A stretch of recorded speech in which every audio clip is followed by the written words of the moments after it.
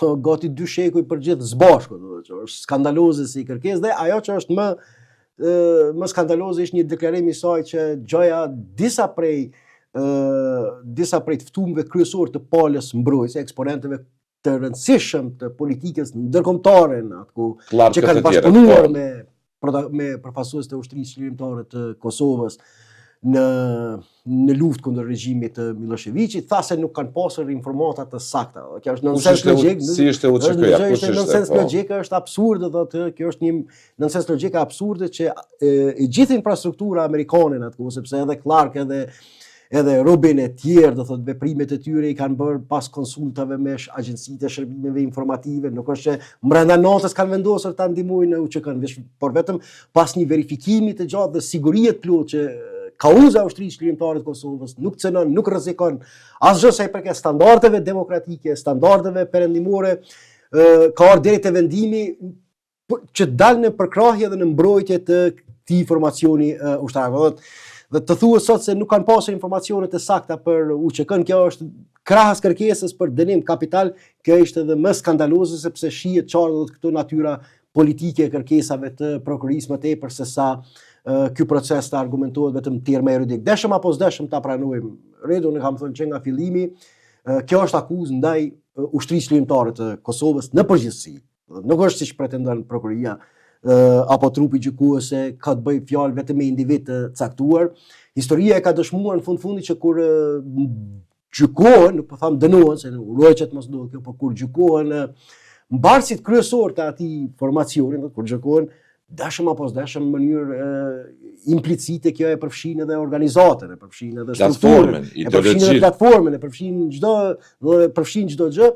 sepse nuk dënohen askund botë ideologjit. Ideologjia është kategori abstrakte, nuk mund është në bankën e të akuzuar me vendosë ideologji, projektin politik të UÇK-s. Nuk mund të organizohen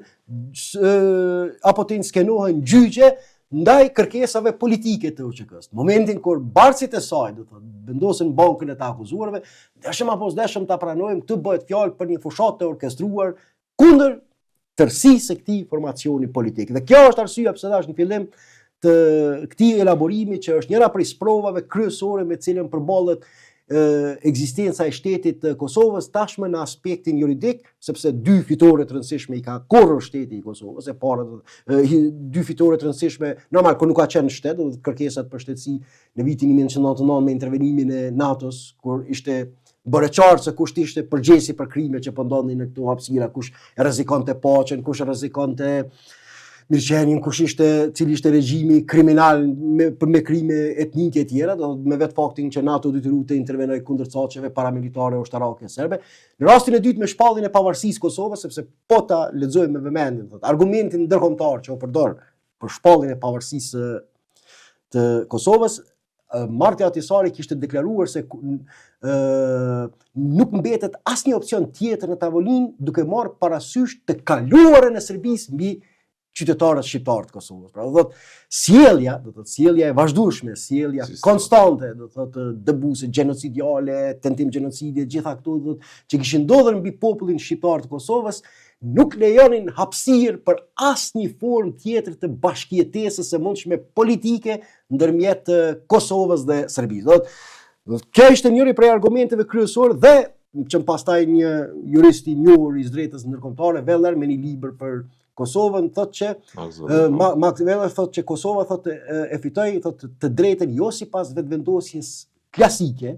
ajo e cila ekziston në normat ndërkombëtare në drejtën NKB-s, po ajo që quhet si vetëvendosje zhdëmtuese. Një popull i cili ka vujtur gjatë, një popull i cili është nështruar një periudhë të gjatë metodave persekutuese, do thotë dëbuese, gjenocidiale nga autoritetet qendrore, atëherë si zhdëmtim i takon vetëvendosja politike.